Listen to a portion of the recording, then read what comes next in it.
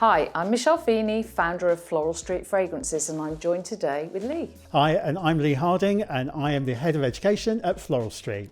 We're here today in London, in my house, very exciting, to introduce our new fragrance, Enchanted Masquerade. Yeah.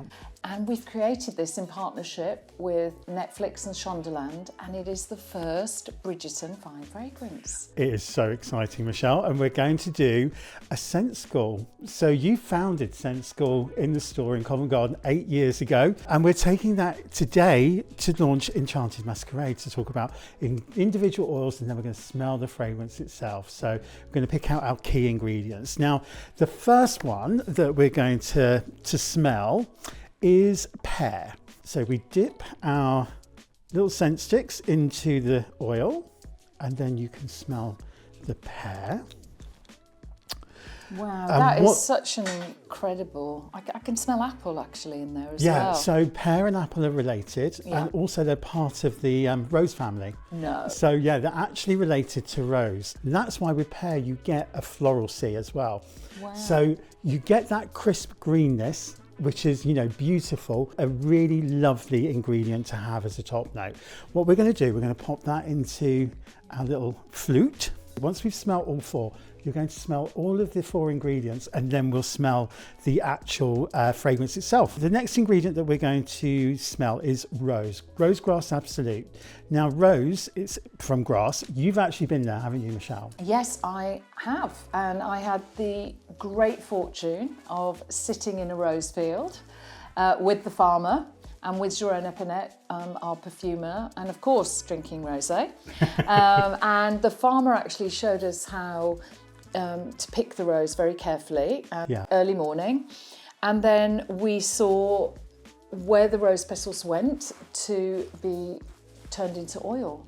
So it is a beautiful, beautiful experience. And also it's this idea, like we do farm to table with food. Yeah. It's like seed to scent. So it was a marriage really of this beautiful nature and then a bit of science. And then you get this fabulous oil. Now this rose, it smells honeyed, it smells floral. It's beautiful. It's called the centifolia rose. It's the rose of 100 petals. Oh, love that. So it's also the rose de May, because it blooms in the month of May. It's the most versatile out of all the roses because it partners and marries with so many different other ingredients. But the other thing about grass is it's so interesting because it didn't originate as a floral world, did it? No, not at all. And actually what's really interesting, when we were researching, because we at Floral Street are always, our fragrances, there's a lot of research goes into them, there's a lot of thought.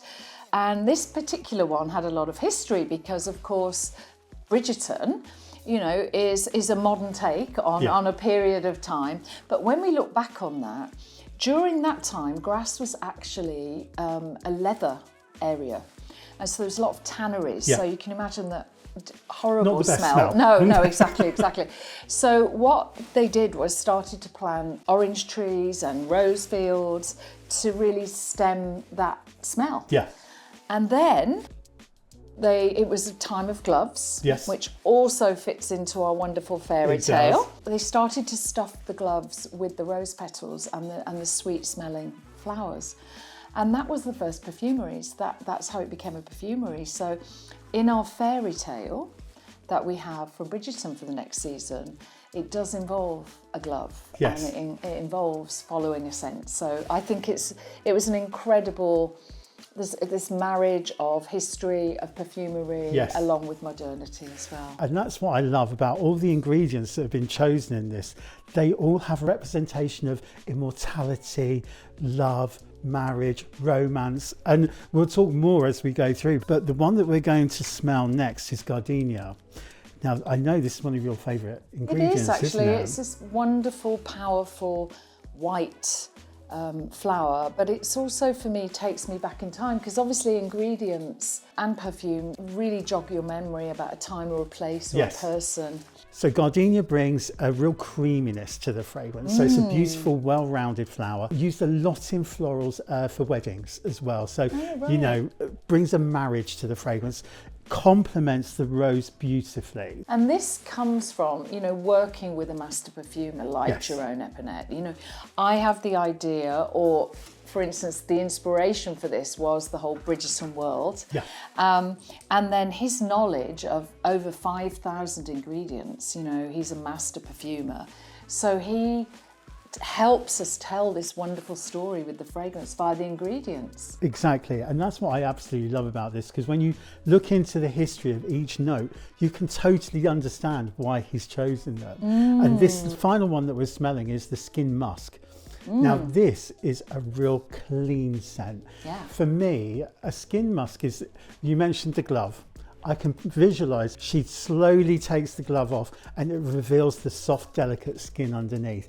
When people hear the word musk, they can often think of something that's a little bit darker, a little bit deeper, but this is very clean. It really smells like kind of just freshly washed skin. It's a really beautiful, soft, slightly powdery element to the fragrance. Yeah, it's as a well. modern ingredient. And I think, again, we at Floral Street, and particularly working with Jerome, it's the modernity. So we've got the classic, beautiful, the rose and the gardenia. And then this skin musk, which is modern, it gives you, does it give you this second skin feeling? Yeah, so it actually supports the longevity, but it also helps with the marriage of the other notes. So it does help with that very delicate, soft, when you kind of get a little bit closer to somebody and you can smell how fresh their skin is, how clean their skin is. It's beautiful. So when you smell the notes, it all starts to come together, together. But more importantly, when you spray the fragrance, Michelle, you can smell those notes in the fragrance as well. I'm going to put some on now.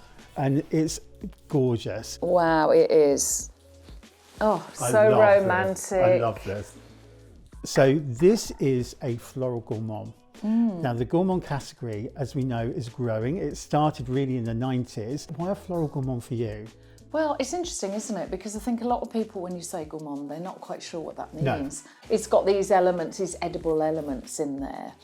And I think we're taking that modernity of that trend with the pear notes. A floral gourmand for me is a step beyond. Yes. And I think some of the gourmands can be a little bit too sweet. It's a specific taste in fragrance, and I know we've got some in our collection at Floral Street that are fantastic. Yeah. But this is an uplifting, it's got that hint of gourmand, but the floralcy on top that makes it playful and enchanting, actually. Absolutely. And I think, as you say quite rightly, the gourmands, they can go from the sweet to the intense. If they've got the coffee, the chocolate ingredients, that's where they're going to be.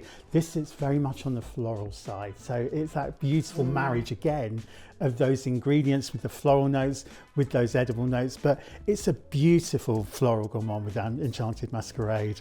And I'm so proud at Floral Street. We set out to help everyone become a connoisseur of fragrance by, 8 years ago when I launched the brand, to help everyone understand what went into their fragrance. And now, it's more, there's a lot more people knowing about why they're smelling it, why they're liking it.